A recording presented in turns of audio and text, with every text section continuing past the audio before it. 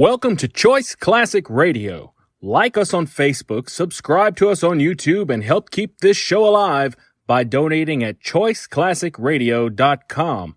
For more of your favorite old-time radio shows, join us on our companion podcast, Choice Classic Radio Detectives, where we bring to you tales from the greatest detective shows the golden age of radio had to offer. And now, with 526 episodes broadcast from 1941 to 1952, we bring to you The Inner Sanctum Mystery.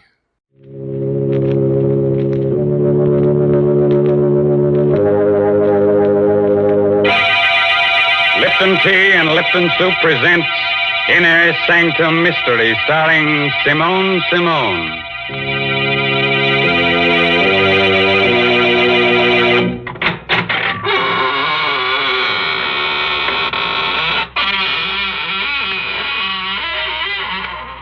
Good evening, friends of the Inner Sanctum. This is, of course, Raymond, your host. Please come in, won't you? Make yourself comfortable in any gloomy corner. We had intended to have a real surprise for you tonight. Instead of myself, we were going to have a guest ghost to act as host. But, unfortunately, this real ghost caught pneumonia, and he's in a very grave condition. The doctors have given up all hope. He's, going to become alive. Well, Mr. Raymond, I must admit I'm glad that ghost couldn't come. It's difficult enough to talk to you, but heavens, I wouldn't know what to say to a ghost. Oh, well, that's simple, Mary. All you have to do is find out whether it's a he ghost or a she ghost. And if it's a she? Oh, well, then you compliment her on her appearance. You say, darling, what a divine sheet you're wearing. That's right, Mr. Raymond. The ladies are always interested in something new to wear. And right now, I'm going to tell them about something they'll all want. It's a lovely piece of jewelry, a real sterling silver medallion about an inch in diameter. It's the kind of jewelry you find at those smart shops on Fifth Avenue in New York. But the only way you can get it is from Lipton's. The medallion is decorated with a Chinese inscription, and it's hung on a narrow black rayon satin ribbon. That's the height of fashion this year, you know. And here's how you get the medallion.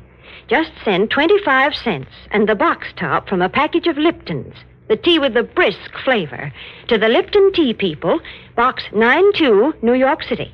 Yes, that's Box 92 in New York City. And now it's time to begin.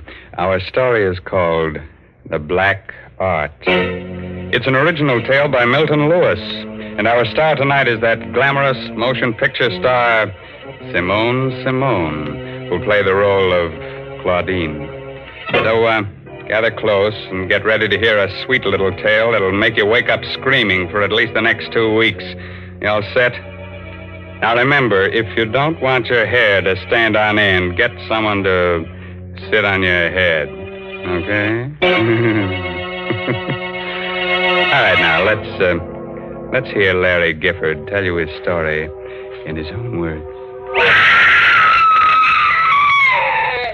I wish I never heard that scream. I wish I never saw a body lying there. Blood all over the room. The knife on the floor near her throat. I'll never forget it. I'll never forget how I picked up the knife. I'll never forget the sweat that came creeping out all over me when I heard the door slam. Stand where you are. You make a move, I'll blow your head off. Don't shoot, Copper. Drop that knife. Okay. What's your name? Larry Gifford. Look, I'm from Chicago. Stranger, huh? Yeah, what of it? What's her name? Her? I don't know. I never saw her before. Look, you don't have to frisk me. I haven't got a gun. Shut up. Listen, I know it looks bad, but you see, my room's downstairs. I heard a scream, and Give me back that wallet. Keep your hands up. Roll papers. What of it? So I'm an ex-con, so what? You don't know her, huh? No, I don't. What have you got there? Just a picture I found in your wallet, mister. Picture of her. To Larry. With all my love, Nancy. Reckon you forgot about this, huh? Yeah, but look, I didn't kill her. Shut up. I think I heard that scream and came up here. Hold out your hands. Sure. You can have them. Here. Come back here. Come back.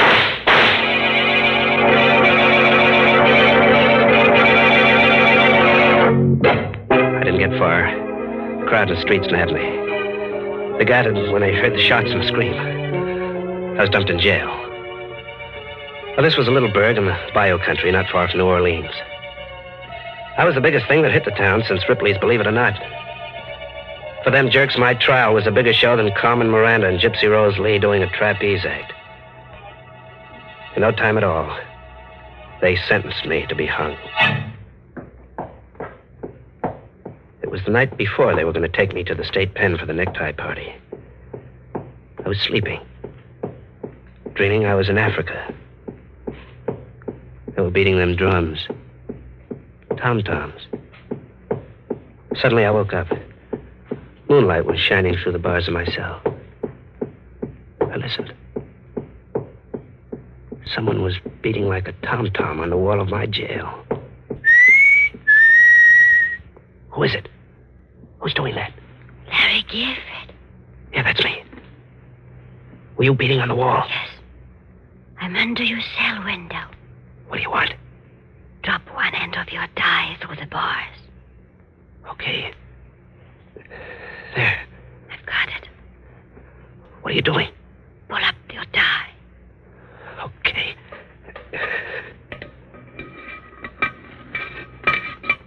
Got it? A gun. Yeah, I got it. Good luck. Goodbye. Thanks, baby. Whoever you are. What's going on there, Gifford? Huh? Oh, nothing. Why? I heard talking. Oh, I was talking in my sleep. You never done that before. I never was going to be hung before. What you holding there? Come here, I'll show you. What's that? A gun? Yeah, and it's got enough bullets to fill your head with lead. Go there. Open that door. Open it or I'll give it to you between the eyes. Go on. Don't shoot. There. Okay, now take your gun. Give me those keys. See how you like it in there for a while. So long. Stop him! Prisoner escape! Let me out! Prisoner escape!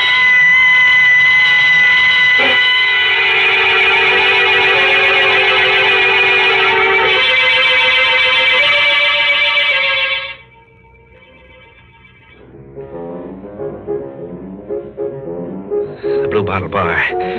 Someone told me it was a good joint where they don't ask any questions. It was. I had a few drinks. I was leaning on the bar, looking at a paper. What are you drinking? Scotch. Buy me one. I gave her the once-over. I know something about dames, and she was dynamite with class. She was something. Well? Set up another, Charlie. Cigarette? Here. Thank you. It's a nice cigarette holder. Must cost at least a C. You know a lot, don't you? Enough. I know you. Do you? Sure. There's something about... Wait a second. Here in this evening's paper, your picture. Oh, it's not a very good picture, is it? After seeing you, no. Claudine Lucin, recently returned from France, elected head of art committee. Miss Lucin, member of one of New Orleans' oldest and wealthiest families. I've read it. Turn the page. Why? I want to show you something. Okay. There. Larry Gifford of Chicago, wanted for murder, is sought by police after sensational jailbreak. Better not read anymore. Why?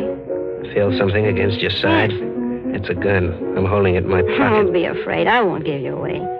Got a light? Yeah. What do you want?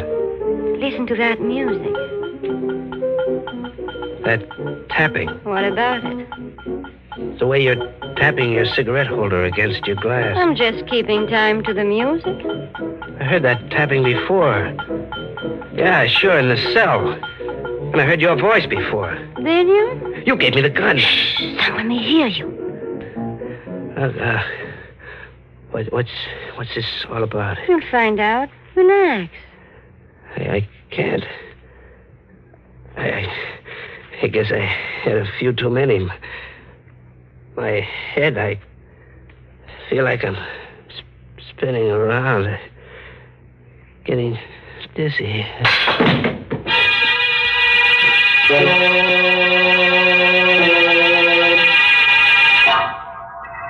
Two green eyes, pink with blood around the edges, looked at me out of a queer, furry head. It was the head of a bat. It smiled.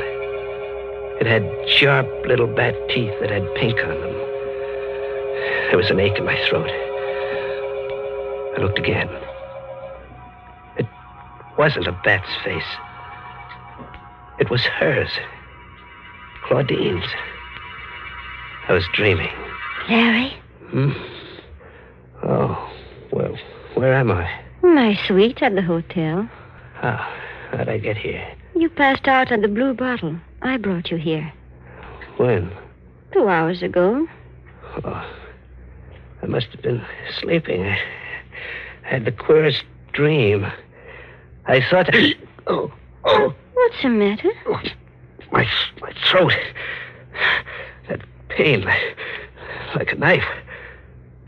Those green eyes of yours. That red mouth.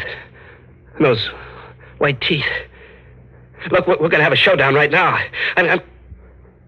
Where's my gun? I took it. Look, what do you want with me? Nothing you don't want to do yourself. Don't talk in riddles.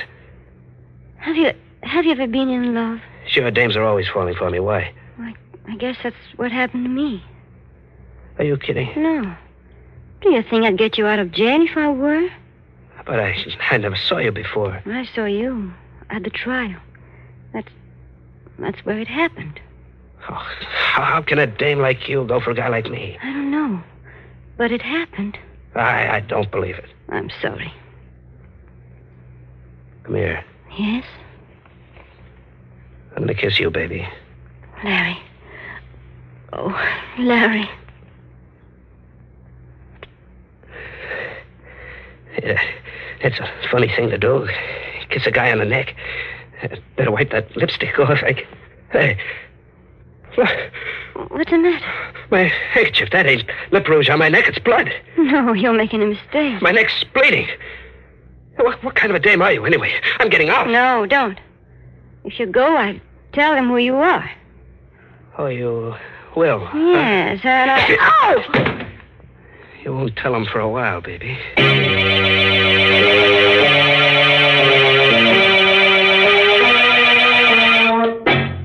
Ma Grady's joint in the old city of New Orleans was just a place. She'd never find me in that dump. Nobody'd ever find you there. I got a room. I went to sleep. I was safe. Then I heard it again. That same rhythm. It woke me up. I heard it, but I couldn't believe it. How could she know I was here? Or was it her? There was nobody in the room. I opened the door. Nobody outside. I slammed it. The beating stopped. I turned around. I was looking into the muzzle of a gun. Sit down, Larry. How'd you get here? My Grady ran to the room next to you. There's a connecting door. What's the idea of the gun? Can't you guess? You gonna kill me? Maybe. Well, you're going to a lot of trouble to bump off a guy who's gonna be hung anyway. Do you want to die? No. There is a way you can live. How? By coming with me. Yeah? What else have I got to do? Marry me. You're out of your head. You hate me? No, I don't. I don't hate you. I'm scared of you. Yeah, I've never been scared of anybody the way I'm scared of you. Scared enough to do as I say? Maybe. I had hoped you would love me. Maybe I do. You're lying. No, baby. It's no use. Look, what are you going to do? Kill you? No, put the gun down. Give me a break. Don't.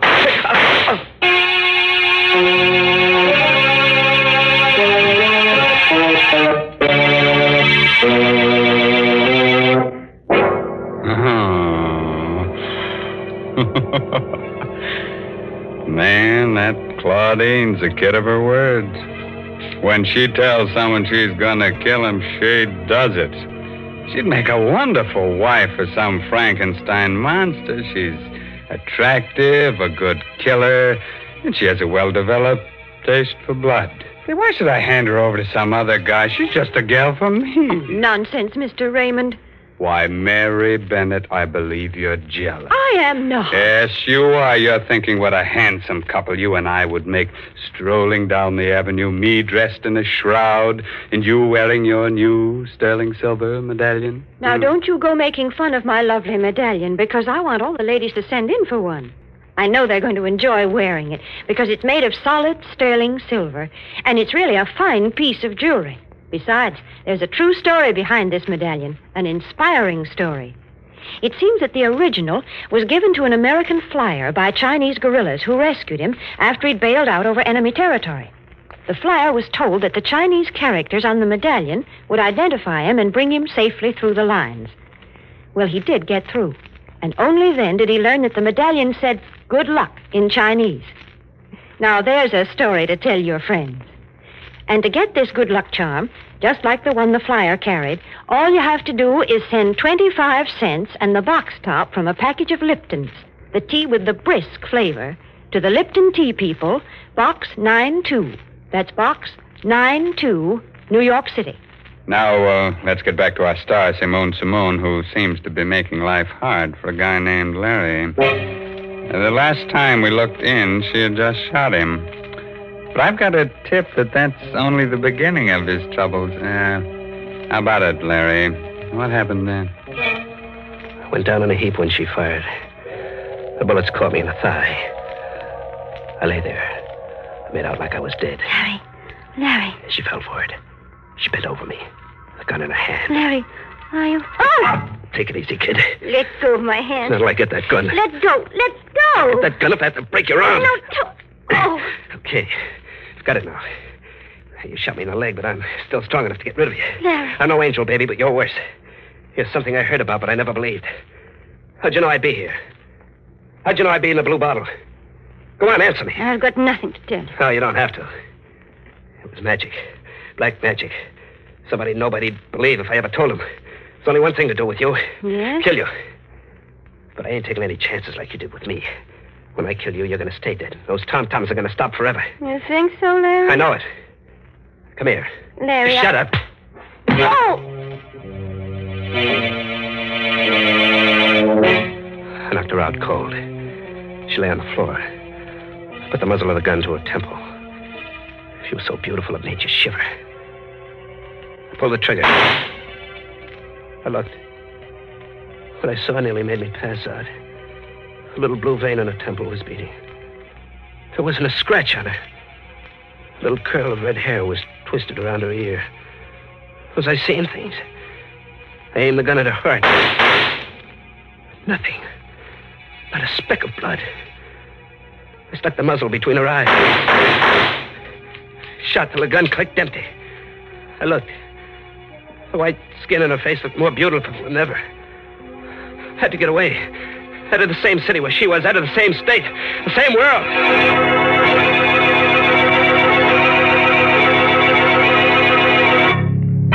I let out for the open country, to the bayous on the river back in New Orleans.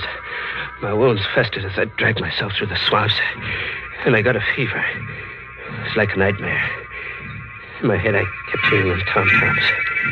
I couldn't take a train or a bus or go to a doctor. I'd be caught. One night I saw a big house shining in the moonlight. I decided to take a chance. I knocked at the door. What is it? Sorry, miss. I was hunting. I had an accident in my leg. Oh. If you let me come in and call a doctor, I'd be very grateful. You don't want to come into this house. Can't you see I need help? You'll never be helped here. There's nothing good here, only evil and fear. So go away, please. I'm warning you. Go away before my sister comes down. What's the matter with you? Don't you see I can hardly move? Go away while you still have the strength to crawl away. Now, believe me. Tell Mr. Gifford to come in and close the door, Cassie. That voice. That's my sister, Is your sister? Claudine Lassan. Good evening, Larry. I was wondering when you'd get here. You know him? Yes. Mr. Gifford and I are old friends. Friends. How can you have a friend? Now, Cassie? She's someone like you. You mustn't mind her, Larry. Cassie isn't quite well. I don't know who you are, Mr. Gifford, but I do know that she's brought you here to kill me. Cassie? I knew it would happen on a night like this when the moon was full. She's been preparing for it for months. I've told everyone about it, but no one will believe me. I've told them again and again, and they say I'm insane. They think I've lost my mind. But she is going to murder me tonight while the moon is full. She's going to murder me. Oh. Go to your room, Cassie, immediately. Oh. Yes. Yes. I'll go. I'll go. How did you get here? I live here. Come, Larry. You must know by this time that you cannot fight me. Yes, I thought I'd never see you again. I'm not well. I've got a fever. Hey, that tom-tom beating in my brain. I can't stop it. It's getting louder and louder. I blacked out.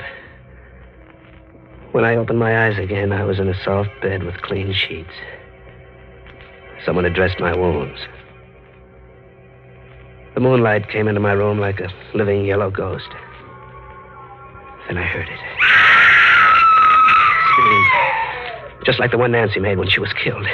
I limped out of bed, went to the room next door. It was Kathy on the floor, murdered. The knife was still in her neck. And I heard it again. The tom-tom. Queer sounding this time. I felt myself beginning to sway to the rhythm like a dancer. Then I did something I couldn't stop myself from doing. I put my hands down, drew out the knife. I wiped my bloody hand on my shirt. Suddenly I looked up. She was there. Claudine. Drop the knife, Larry. What have you got in your hands? These? These came from the skeleton of someone who was once alive. You're not a woman. You're a devil. I'm going to... Don't come any closer, Larry. I don't want to kill you just yet. Just yet? So we're close to the payoff. Yes. You're trembling, Larry. Who are you? There's no reason why I cannot tell you now. You don't believe, do you, that there are unseen powers that can be controlled by someone who knows how? I can believe anything about you. Thank you, Larry. Your heart is pounding like a throbbing drum, isn't it, Larry? You can feel death close, can't you? What have you got to say to me? I'm going to tell you a story, Larry. The story of a child who was brought up on this estate by a strange old woman, a conjure woman. In her head were all the black arts of the world. She taught me. Why are you telling me this? It amuses me to watch you, a murderer, helpless and terrified. So terrified you can hardly breathe. I find it very exciting. Then it was blood I found on my handkerchief. Yes. It is one of the ways to gain complete power over a person. And a tom-tom. Another spell to make you do what I want. And the murder of your sister? You want me to be the patsy for that? You're beginning to understand. You see, Cassie and I inherited the estate. There's really not enough for both of us. You tell him I did it. Yes. And that I killed you in self-defense. What are you looking at me that way for? I was remembering something. Remember it?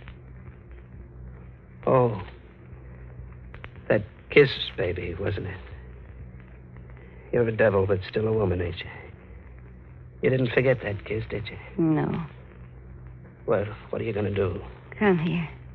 Closer. Well? Don't move. There. You're going to let me live? Live when it's my life against yours, you fool. I'll put that gun down. When I'm finished. Please, give me a break. I'm begging you. Begging you? I'll do anything you say. Just give me a chance, please. Here it comes, Larry, between your eyes.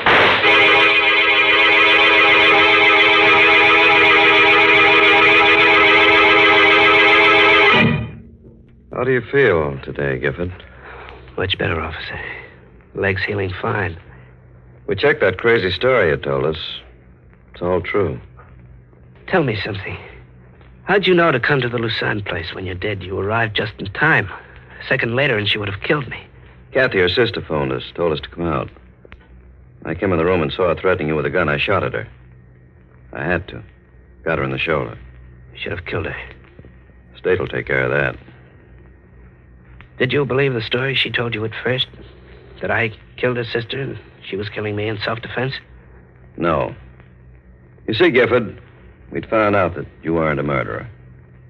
You didn't kill Nancy Warren. The man who did that confessed. That made her whole story false. How did she do it, Captain? How did she find out where I always went? Police psychiatrist said she did it by post-hypnotic suggestion. She told you where to go while you were asleep, and you never realized that you were always doing just what you wanted. But the bullets, when I shot at her and tried to kill her, how'd she do that? It was all carefully planned. The first shot she fired at you were real bullets. The others in the gun were blanks. She wanted to get you so thoroughly under her power that you think she couldn't be killed. You see, all this so-called black magic has an explanation. Has it? I wonder. Oh,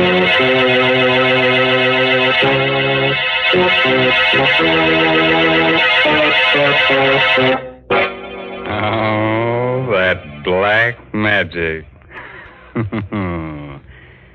I tell you what I'm going to do. Step right this way, friends, and get yourself a post-hypnotic suggestion. Spell it backwards, and you get murder. What's that? You can't spell. Ain't you lucky? Talking of luck, Mr. Raymond, I think Larry Gifford was mighty lucky to escape that awful woman. Oh, well, you see, Mary, it's very simple. He probably wore one of your good luck medallions. Oh, now that's plain silly. A man wouldn't wear a medallion on a black rayon satin ribbon. It's the ladies who like jewelry. Yes, that's why I know that they'll appreciate this solid sterling silver medallion that the Lipton people want to send them. And, ladies, here's how you get it. Send just 25 cents, which includes tax and postage, with a box top from a package of Liptons, the tea with the brisk flavor, to the Lipton Tea People, Box 92 in New York City.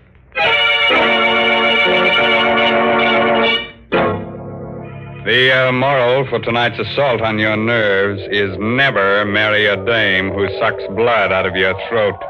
Such dames give you a pain in the neck. By the way, this month's Inner Sanctum mystery novel is The Red Right Hand by Joel Townsley Rogers. Yes, and don't you dare miss next week's story, directed by Hyman Brown and brought to you by Lipton Tea and Lipton Soup. Next week's story is about a pair of murderers who get scared to death. They're more frightened than the guy they're murdering. So if you hear some static on your radio next Tuesday, it'll just be their knees knocking together. Well, now I guess it's really time to close that there squeaking door, so good night, for real. Pleasant dreams.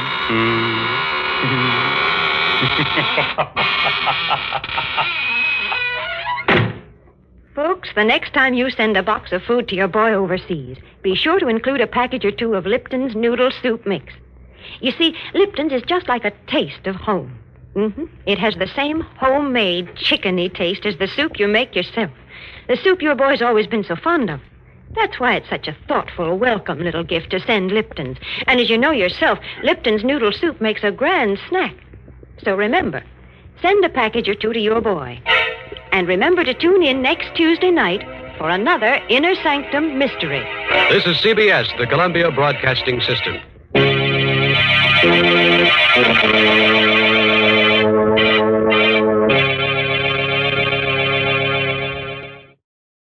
That concludes today's episode. We'd like to thank you and remind you to donate at choiceclassicradio.com. Remember, your donations make episodes like this possible.